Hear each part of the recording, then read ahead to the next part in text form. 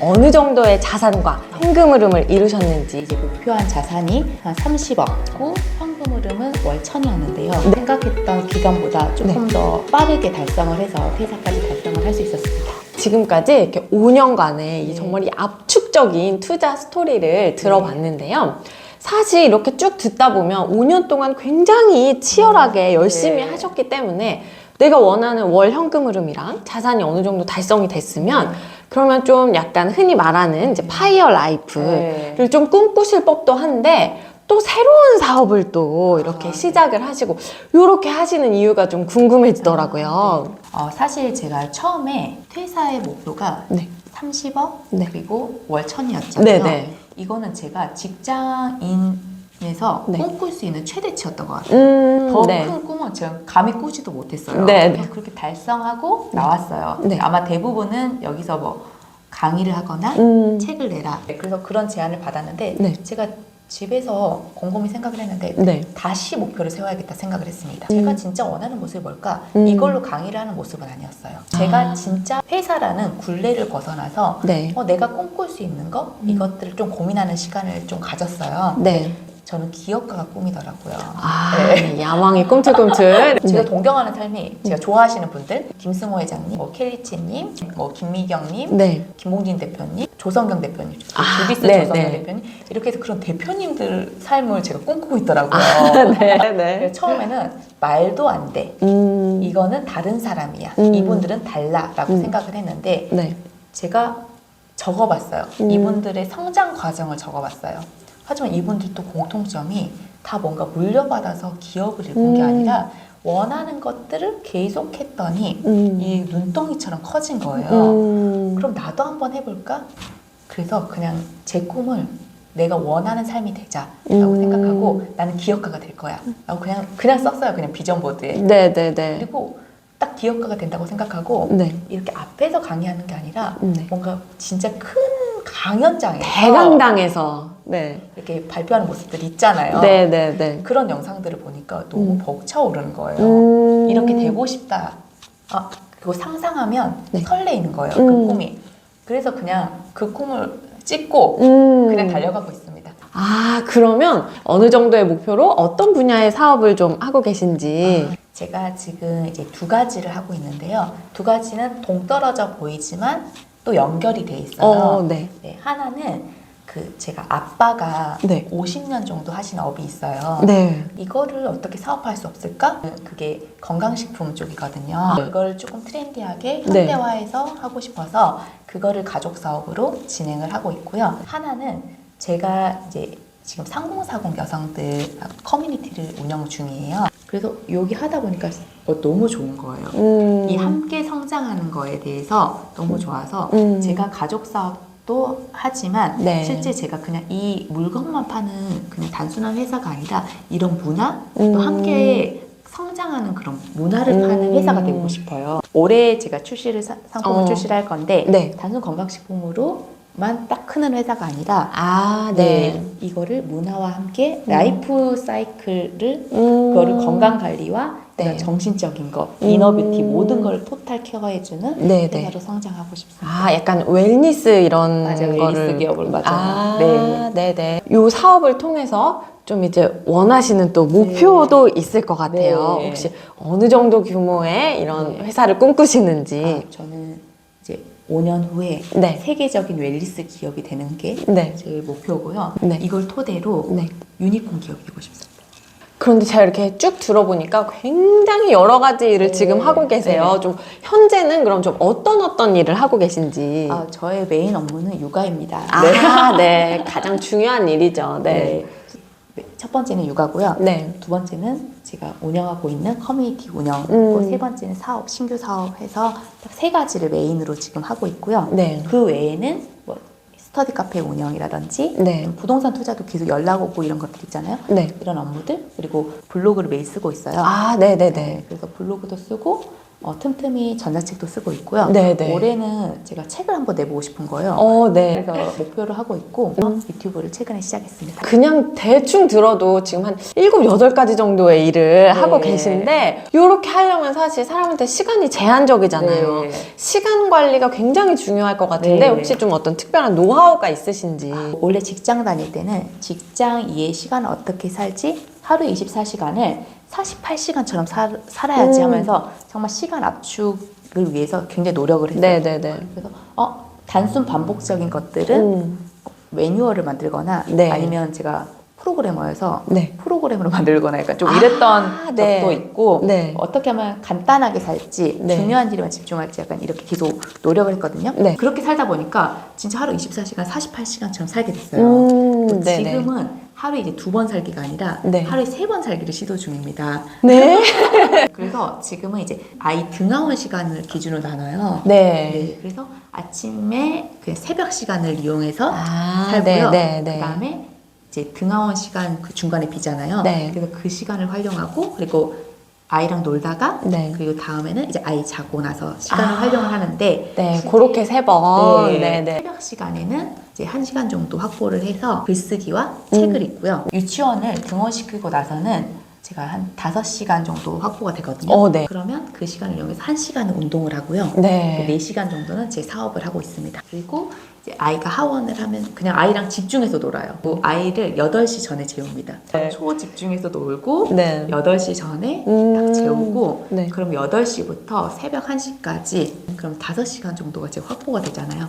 그때 또 사업을 해서 하루에 제가 집중하는 시간 10시간 그리고 주말에도 10시간 하면 10시간 하고 주말에도 제가 또 일에 투자를 해서 한 60시간에서 70시간 일주일에 확보를 해서 올인을 하고 있습니다. 혹시 그러면 뭐 새벽 기상은 혹시 몇 시 정도에 하시나요? 새벽 기상은 5시 40분, 자는 거는 한 12시 반에서 1시 사이에 자고 있습니다. 그럼 약간 잠을 좀 줄이시고 또 이 시간 관리 외에도 또 다른 노하우들이 있으실 것 같아요. 그래서 제가 알기로 이 비전 보드하고 독서를 굉장히 중요한 노하우로 삼고 계시는 것 같은데 보시는 분들이 그 2가지를 좀 어떻게 활용하면 좋으실지. 제가 가장 중요하다고 생각한 게 비전보드하고 독서예요.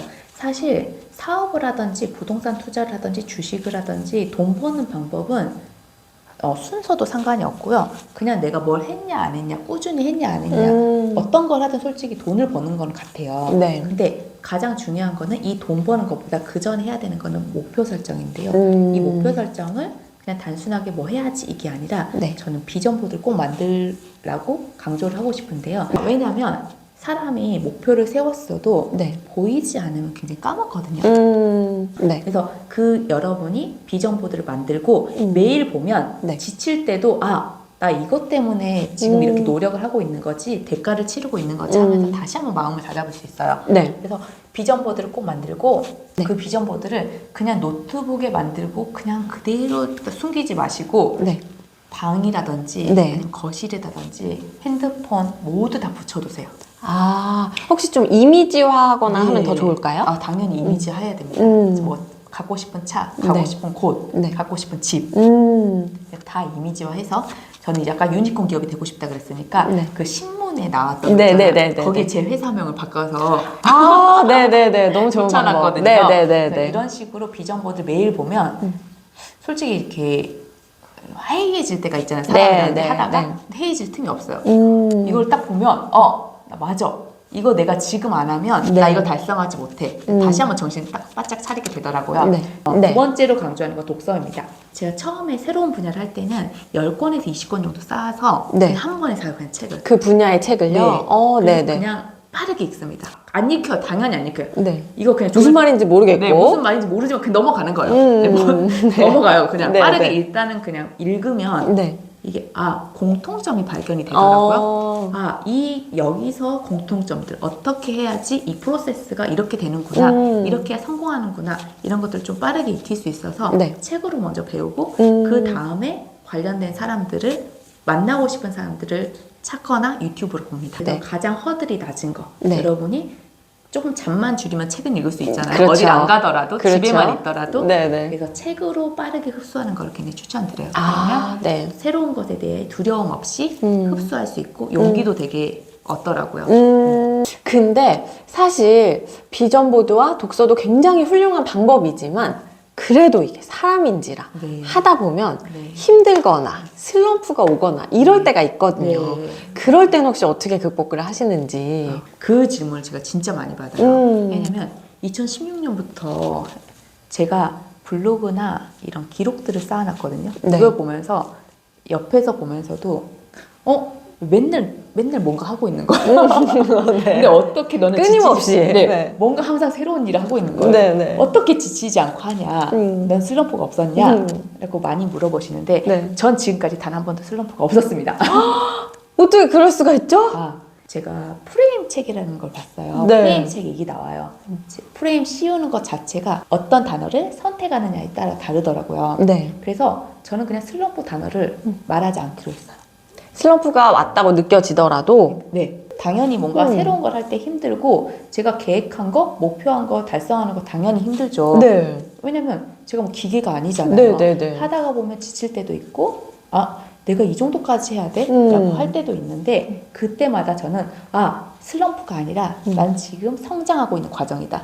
나는 이 시간만 보내면 다 여기서 다 나자빠질 거야. 나는 이 순간만 지나가면 다 슬럼프라고 나자빠질 때 나는 성장이라는 과정을 하는 거야. 나는 점프업하고 있다라고 말을 하고요. 그 단어를 긍정 단어로 치환을 한 거죠. 슬럼프가 아니고 똑같은 내가 감정을 느끼는데 지금 기간은 점프업 기간이다. 너는 이걸 하지 않았으면 이 느낌조차 알지 못했을 텐데 뭔가 했기 때문에 이 고통도 받는 거야. 이렇게 단어 자체를 긍정 단어로 치환을 했고요. 그리고 비전 보드를 봅니다. 이 비전 보드를 제가 방에도 붙여놓고 거실에도 붙여놓고 막 모든 곳에 붙여놨는데 비전 보드를 보면서 너 지금 이거 안 하면 이거 절대 못 이뤄. 약간 하면서 약간 채찍질하는 거죠. 비전 보드가 굉장히 여러 가지 역할을 하네요. 네. 또 제가 환경에 밀어 넣어요. 저만의 환경에 이제 밀어 넣는데 실제 이제 슬럼프가 이제 안 오게 하려면 혼자 하면 되게 외롭잖아요. 환경을 밀어 넣는 거는 동료가 있어야 돼요. 그 목표를 향해서 함께 가는 사람들 있잖아요. 옆에 동료 보면서 동료도 똑같이 힘든데 저걸 빠져나오는 모습. 그리고 내가 약간 힘들어도 옆에 보면서 손 끌어주거든요. 근데 이거는 부정적인 사람하고는 나 같이 끌려가요. 근데 긍정의 에너지로 채워진 사람들 보면 포기하려다가 정신 차려야지. 왜냐? 여기 함께 하고 싶으니까. 이 사람들과 계속 함께 하고 나도 나아가고 싶은 생각 때문에 그냥 다시 원래 목표의 자리로 돌아오거든요. 그래서 함께하는 사람 굉장히 중요하고 꼭 그런 환경에 들어가셔서 하셨으면 좋겠습니다. 이거 너무 좋은 팁인 것 같아요. 그러면 이렇게 지금 열심히 정말 하루를 쪼개서 정말 열심히 살고 계신데 앞으로의 목표나 좀 꿈꾸는 라이프 이런 게 좀 궁금해져요. 저는 이제 5년 내에 세계적인 웰니스 기업을 만드는 게 꿈인데요. 실제 이게 아마존에도 제 제품이 막 팔렸으면 좋겠고 실제 그런 분들이 있더라고요. 이런 분들을 보면서 용기를 얻었어요. 그리고 이 기업으로 유니콘 기업이 되는 게 제 목표입니다. 그래서 막 신문에 나왔으면 좋겠어요. 그럼 마지막으로 좀 구독자 여러분들한테 하시고 싶은 말씀이 있으시다면? 저는 아주 평범한 사람이에요. 제가 양가 부모님한테 물려받은 자산은 하나도 없어요. 그냥 둘이 맞벌이 해서 모아온 돈으로 투자도 하고 사업도 시작을 했습니다.